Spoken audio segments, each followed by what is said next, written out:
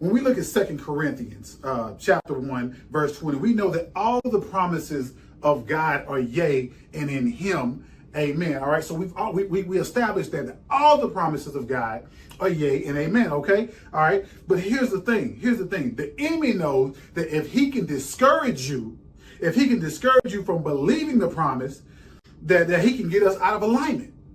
All right.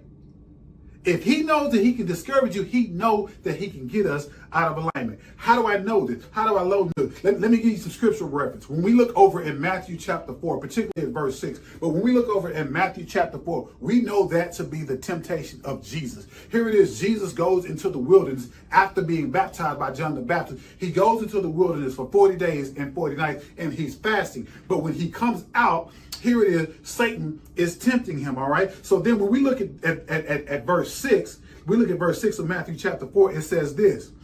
Satan says to Jesus, if thou be the Son of God, cast thyself down, for it is written, hold on. He said, it's written. He's about to repeat the promise back to Jesus, but he's trying to make him doubt. He said, he shall give his angels charge concerning thee, and in thy hands they shall bear thee up, lest at any time thou dash thy foot against a stone. See, Satan knows that that's a promise, okay? But you got to know that it's a promise. So when you're in divine alignment with God, you got to understand it's going to yield promise.